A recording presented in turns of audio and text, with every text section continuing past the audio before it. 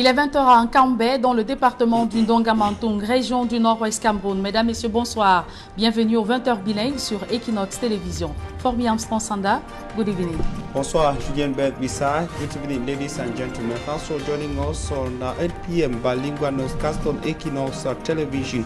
We are broadcasting live from Equinox Central News Desk in Douala, Cameroon's economic capital city. In our top stories, the armed conflict in the northwest and southwest regions of Cameroon remains a major preoccupation to Cameroonians at home and abroad. And after being battered by atrocities, killings, burnings, abduction for over 4 years, the people of the northwest and southwest regions of Cameroon are speaking out. They are recounting their ordeals, and those of them who've been trapped in the regions. We shall be taking you to some of the localities in the conflict-hit northwest region where people will be recounting horrible stories in this edition of the news. Meanwhile, administrative officials of these regions are bent to see that classes go on effectively for the 2020-2021 academic year. Schools we are down and grounded as part of the effect of the Anglophone crisis.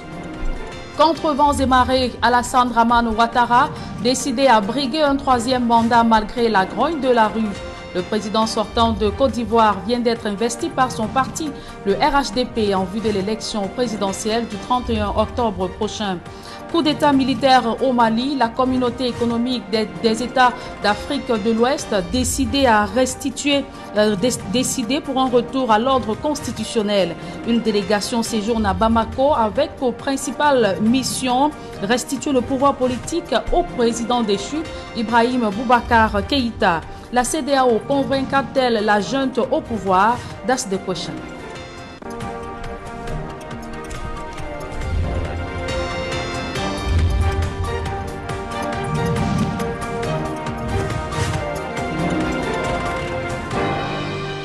Une fois de plus, bonsoir à toutes et à tous, mesdames et messieurs, bienvenue au 20 h bilingue sur Equinox Télévision. Ils étaient nombreux, les militants du Rassemblement des Oufouettistes pour la démocratie et la paix qui ont fait le déplacement ce samedi au stade Félix Houphouët-Boigny pour l'investiture du président Alassane Dramane Ouattara comme candidat à l'élection présidentielle du 31 octobre prochain. Devant la veille, arborant des t-shirts orange, blanc ou vert avec l'effigie de leur leader politique, les militants du parti étaient déjà présents sur le site de la manifestation. Les différentes artères menant au stade grouillaient de monde sous la houlette des coordonnateurs des départements. Je vous propose de suivre le président Alassane Dramane Ouattara qui remercie ses militants de l'avoir investi. Chers militants du RHDP, chers frères et sœurs,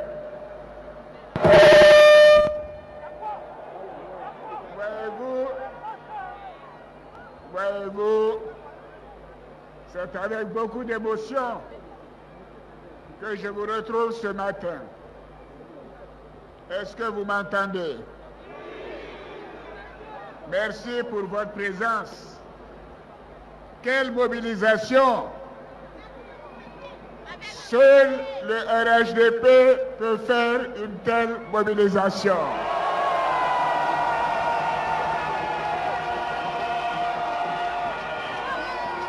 Bravo! Bravo à chacune et à chacun d'entre vous. Merci. Merci à notre directeur exécutif et à toute son équipe pour le travail important qui a été fait pour l'organisation de cette cérémonie d'investiture. Quelle mobilisation! Je crois que le stade Houphouët-Boigny n'a jamais connu une telle mobilisation. Bravo, militantes et militants.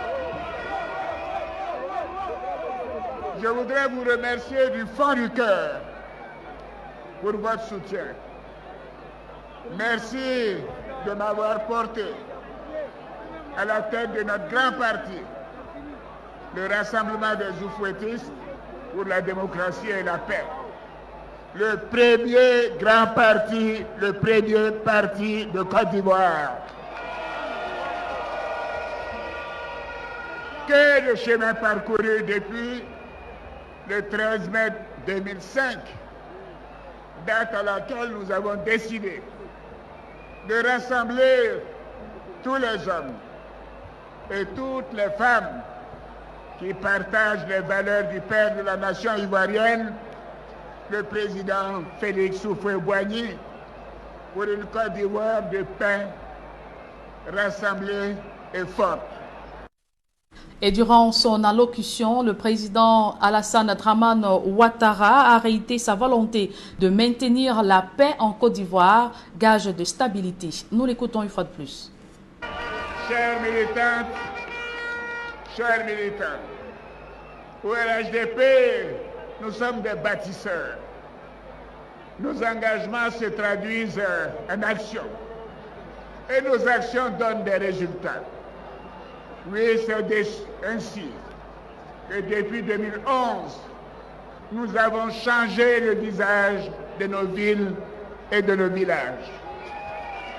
Oui, de l'ensemble du pays, de notre beau pays. Nous avons changé le quotidien de millions d'Ivoiriens. Je ne vais pas égrener le chapelet de nos réalisations, parce que vous les connaissez, vous les voyez chaque jour, vous en bénéficiez au quotidien. Sur la période 2012-2019, nous avons permis à plus de 5 millions de nos compatriotes d'avoir accès aux soins de santé grâce à la construction de centres de santé de proximité et d'hôpitaux généraux, n'est-ce pas? Sur la même période, ce sont plus de 6 millions d'Ivoiriens qui ont désormais de l'eau potable. Et d'ici la fin de l'année, tous les villages de plus de 500 habitants auront accès à l'électricité. Qui dit mieux?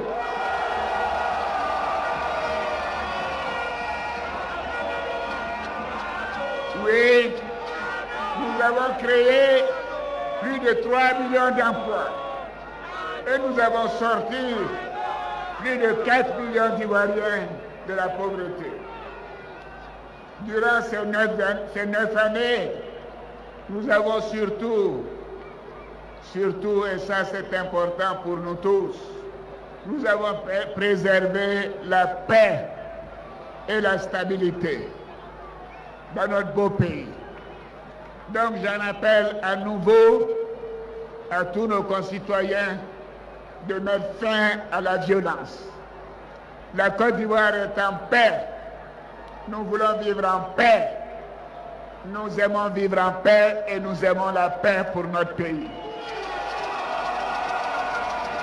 Oui. Et vous venez de suivre un morceau choisi de l'allocution du président sortant de Côte d'Ivoire, Alassane Dramane Ouattara, durant son investiture par son parti, le RHDP, ce samedi au stade Houphouët-Boigny. Crise sociopolitique au Mali, la communauté économique des États d'Afrique de l'Ouest tient à réhabiliter Ibrahim Boubacar Keïta dans ses fonctions de président de la République. Une délégation conduite par l'ancien chef de l'État nigérian, Goodluck Jonathan, séjourne à Bamako, la capitale malienne. Des pourparlers sont en cours avec la junte militaire qui a renversé mardi 18 août dernier le président Ibeka. Une rencontre est prévue avec le président déchu détenu dans un camp militaire. À l'agenda de cette mission, des entretiens avec les ambassadeurs des pays voisins du Mali, membres de la CEDEAO, les émissaires de l'Union africaine et les représentants des membres permanents du Conseil de sécurité de l'ONU, à savoir la Chine, les États-Unis, la Russie, la France et la Grande-Bretagne. Il faut le rappeler, la mission de Goodluck Jonathan en terre malienne s'achève demain dimanche. Et sur le plan national, au lendemain des inondations désastreuses survenues dans la ville de Douala, l'heure est au grand nettoyage.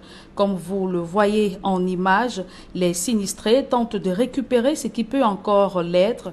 Plusieurs habitations ont été submergées par les eaux, mettant les effets en sens dessus-dessous. Rappelons-le, la matinée du 21 août a connu de fortes précipitations ayant causé ces inondations. Parlons à présent de toute autre chose. Le ministre de la Santé publique, le docteur Manaouda Malachi, vient de délivrer un bilan sur la pandémie du coronavirus au Cameroun en soulignant qu'elle est sous contrôle. Toutefois, la question du désintéressement des propriétaires des hôtels réquisitionnés reste en suspens. D'autres précisions dans ce compte rendu de Joël Essengue et Gizogo. Le ministre de la Santé publique face à la presse à Yaoundé pour un bilan à mi-parcours sur le Covid-19 au Cameroun. C'est l'exercice auquel Manaouda Malachi vient de se livrer. Le patron de la santé note une amélioration de la situation marquée par des faits concrets. La reprise d'un certain nombre d'activités importantes pour le bien-être des populations, comme l'achèvement de l'année scolaire sanctionnée par la tenue des examens officiels, la reprise progressive des activités économiques. Ceci grâce à l'application d'un protocole sanitaire précis et du travail de synergie de l'ensemble du gouvernement. Fort de cette issue, le ministre de la Santé publique proclame que le Covid-19 est bien sous contrôle au Cameroun. Nous continuons jusqu'ici de maintenir le contrôle de l'épidémie depuis l'amorce de la 4e période opérationnelle de notre stratégie nationale de riposte contre le coronavirus. Le contrôle de l'épidémie se traduit par une stabilisation des données relatives au nombre de patients sous traitement et au taux de contamination. À l'appui de cette argumentation, Manaouda Malachi met en avant des chiffres tout en appelant à la prudence. Un taux de guérison de plus de 91% et d'un taux de létalité de 2,1%. Tout semble donc bien parti pour un retour à la vie normale. Toutefois, qu'il soit bien clair que la maladie, bien que maîtrisée, n'est ni vaincue ni terminée à ce stade.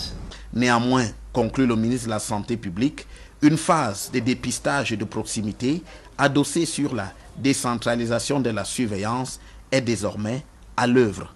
L'objectif recherché est de traquer le virus là où il peut se trouver, c'est-à-dire dans les lieux de forte concentration qui constituent les marchés, les universités, les entreprises, les gares routières et les lieux de culte dans les districts de santé.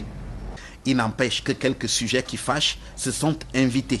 Ainsi, il a été question du paiement des hôtels réquisitionnés pour la mise en quarantaine des cas de Covid-19. Selon Manaouda Malachi, cette responsabilité est à la charge des gouverneurs des régions et que pour l'heure, si des retards sont observés, c'est pour y voir clair. Peu sûr que cette réponse fasse retomber le courroux de nombre de propriétaires d'hôtels qui attendent toujours d'être désintéressés. Et toujours en rapport avec la pandémie du coronavirus, je vous invite à suivre juste après ce journal un documentaire inédit du groupe Kadi Fotso, du groupe Kadi sur la pandémie du coronavirus, des actions réalisées sur l'ensemble du territoire national. C'est un documentaire ou un rendez-vous à ne surtout pas manquer. Parlons à présent de toute autre chose. L'Assemblée nationale forme son personnel devant la nécessité de le mettre à niveau face aux exigences des standards internationaux. La Chambre basse du Parlement vient d'organiser la deuxième vague de formation de son personnel. D'autres précisions avec Gizogo. Remettre à niveau le personnel de l'Assemblée nationale. Tel est l'objectif poursuivi par cette institution en lançant la deuxième phase de son programme annuel de renforcement des capacités de son personnel au campus de l'Institut africain d'informatique IAI à Yaoundé. Si l'institution parlementaire et son administration veulent faire face aux problématiques des mutations d'intérêt majeur par ces temps de mutations sociopolitiques, elles doivent absolument, à peine de disqualification, s'arrimer. Ce programme dont la trame porte sur la promotion du bilinguisme place cette question au cœur des préoccupations. Il y en a qui parlent l'anglais déjà, il y en a qui ne parlent pas l'anglais. Avec une telle formation, ça va les permettre d'acquérir quand même les expressions, les vraies expressions d'anglais et de français afin de pouvoir les permettre de bien remplir les fonctions à l'Assemblée nationale. Pour faire assimiler les apprentissages au personnel de l'Assemblée nationale, c'est le centre pilote bilingue de Yaoundé qui en a la charge. Nous allons les tenir par la main pour leur apprendre, n'est-ce pas, les deux langues. Nous allons les amener à être parfaitement bilingues. Notre mission est d'enseigner les deux langues, le français et l'anglais, aux Camerounais, qu'ils soient tous bilingues. 2 modules sont inscrits au menu de cette formation, dont le renforcement des aptitudes, pratique simultanée de l'anglais et du français, et la promotion du bilinguisme et la maîtrise de l'outil informatique. À présent, la deuxième partie de ce journal, elle est en langue anglaise avec vous, Formi Armstrong Sanda. Good evening once again. Bonsoir, Julien Bert Visay. Ladies and gentlemen, good evening. Once again, thanks for joining us in the second segment of news in the English language. The impact of the heavy downpour that hit Cameroon's economic capital city, Douala, yesterday, resulting to high floods and inundations, are still visible in several neighborhoods across the city.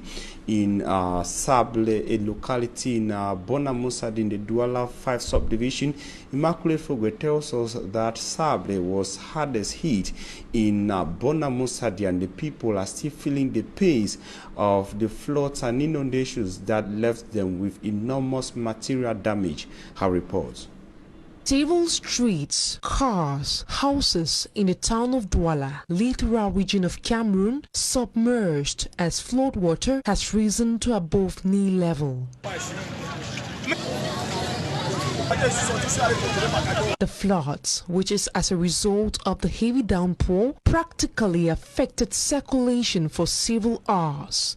One of those localities hardest hit by the floods is Sable Bonamoussadi in the Douala 5 subdivision. As the situation worsens, some residents had no choice than to use canoes and heavy-duty trucks for transportation, with each of them paying the sum of 500 francs CFA as transport fare.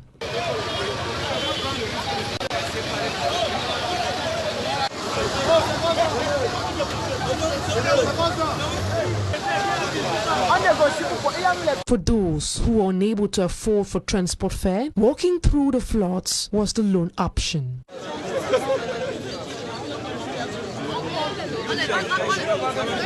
A day after the floods, a compulsory cleaning exercise has been carried out by different households. Carpets, chairs, mattresses, tables and other household equipment have been taken outside for cleaning. According to some of the inhabitants, several electrical appliances were destroyed as a result of the floods. Cameroonians say the floods has exposed the poor drainage systems in Douala. Immaculate Fogwe reporting on the situation in Sable in the Douala 5 subdivision. It started in 2016, metamorphosized in 2017 into an armed conflict, and as of this day, international non-governmental organizations say over 3,000 persons have been killed, close to over half a million displaced internally and externally, some living as refugees in the Federal Republic of Nigeria and others living in other 8 regions of Cameroon. I'm referring to the armed conflict in the 2 Anglophone or English-speaking northwest and southwest regions of Cameroon. The crisis is still ongoing. People are still being killed, others displaced, houses burned, with the recent stories of houses burnt in Mautu, in Muyuka subdivision of the Fakwe in the southwest region of Cameroon, and the recent waves of disturbing killings in the northwest and southwest regions.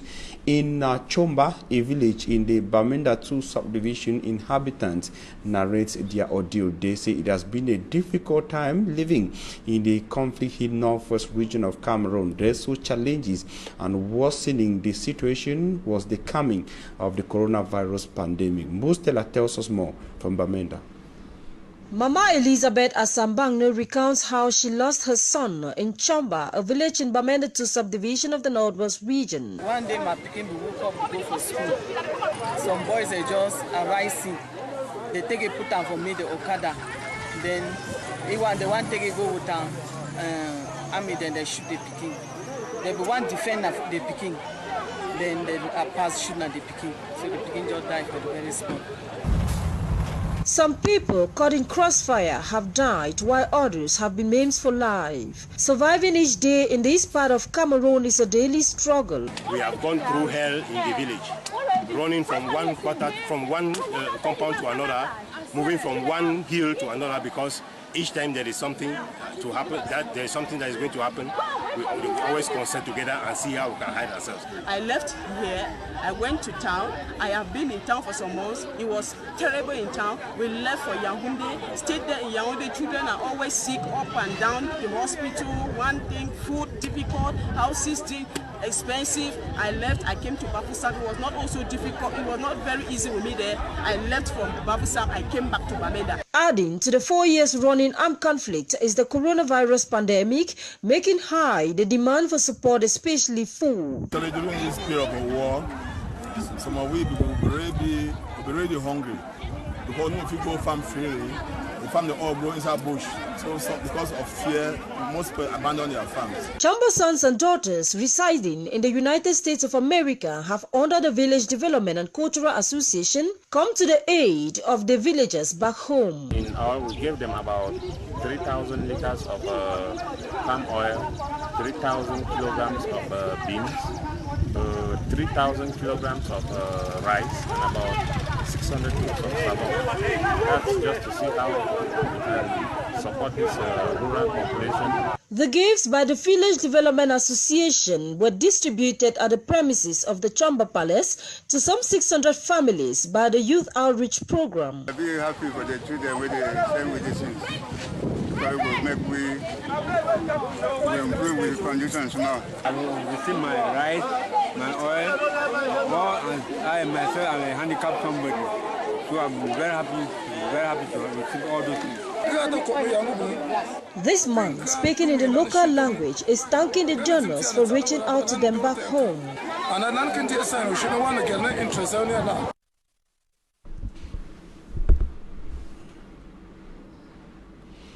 And of course, we are sorry for that technical issue. We shall be coming back to that report in subsequent editions of News on Equinox television and of course on Equinox Radio. Meantime, we stay in the conflict-hit region to talk about efforts of administrative officials, local elected officials. I'm referring to municipal officials on the back to school and other return to normalcy in other sectors of life in these regions. The senior divisional officer for the Donga Mountain, Dr. Do Simon Quenti, on his part has called on stakeholders in the division to put their hands on deck for an effective school resumption for the 2020-2021 academic year in all the 5 subdivisions making up the Donga Mountain in the Northwest region. The call was made during the Mississippi Council 2019 Administrative Management and Stores Account session that took place at the Town Hall in Mississippi, chieftain of the Mississippi subdivision. The 2019 Mississippi Council budget stood at over 696 million francs CFA, and the actual revenue realized was over 400 million francs CFA, with an actual expenditure for the 2019 fiscal year, which stood at over 1 million francs CFA, according to local sources. That's 122 million francs CFA. The council session this time, according to our reporter in the Donga Mountain, brought forward of some over 286,194 million francs CFA, despite the tense atmosphere in in an area where the crisis has actually affected economic activities. And of course, the council also indicated that economic activities have not been friendly and so far making it difficult for council revenue collection. But the senior divisional officer, also speaking in the course of the event, reiterated that Mr. J has relatively been calm, who has experienced great calm compared to other subdivisions of the Donga Mountain Division, being sure that schools will unfold normally in Mr. J and other subdivisions of the division. The senior divisional officer, Dr. Dosa Munkwenti, indicated that back to school in the Donga Mountain Division is not negotiable with regards to the 2020-2021 school year. Listen to the Chief Administrative Officer in the following extract selected by our reporter in the Donga Mountain Division, that is Muhammad Waruna. Is not what we would argue or dispute with other people for or against. It is an imperative which all of us have to carry. There is no investment that a parent can give a child today which is above education.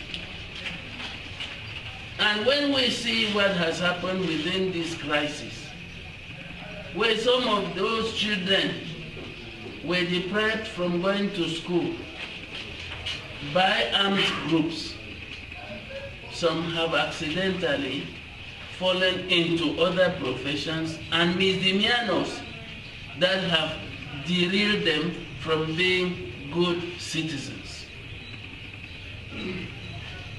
I think if we were to make an evaluation of the situation faced in some of those villages hit by this socio-political crisis that blocks schools from functioning, we will come out with a litany of wayward children. We will come out with a good number of many who have even touched money, who now know the value of money at their very, very junior ages. And it will become difficult for them to surrender. Maybe the motorbike to go back to sit on the benches in the class because they have touched money. But that is not a profession that can make them develop messages subdivision.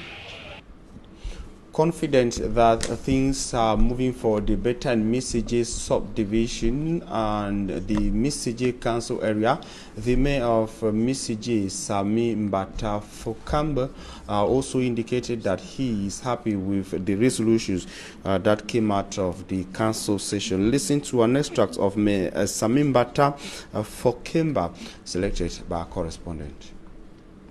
Projects put in place. We have projects covering all the spheres of life: infrastructure, economic projects, social projects. In fact, we believe that with the beginning and the zeal shown by the councillors and the project put ahead, the future is very bright for Mr. Full of energy and enthusiasm to start the building of the municipality. The deliberation went well, no hitch of any sort, diligent questions. In fact, we started on a good footing. The extracts first of was that of the senior division officer for the Donga Mountain, Dosa Munkwenti, and the second was that of Mayor of Miss CG, Sami Mbata. Ladies and gentlemen, that brings us to the end of this edition of the Bilingual News on Equinox Television. We thank you for your very kind attention. Wishing you a blessed day in the company of programs on Equinox. Julien Berthe Bissay. Have a nice evening. Merci. Je vous souhaite également une agréable soirée. Formi Armstrong Sanda. Mesdames et messieurs, c'est la fin de cette édition bilingue du journal. Merci d'avoir été des nôtres. Je vous invite à suivre dans quelques secondes un documentaire inédit sur les actions du groupe CADI face à la pandémie du coronavirus, des actions réalisées sur l'ensemble du triangle national. Bonne suite des programmes sur la meilleure des télévisions.